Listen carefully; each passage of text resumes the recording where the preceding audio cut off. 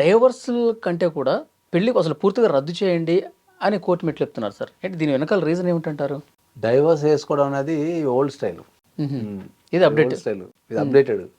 ఇది latest version అన్నట్టు. ఇది పెళ్ళి రద్దు చేయండి అని వేసుకోవడం లేటెస్ట్ వర్షన్.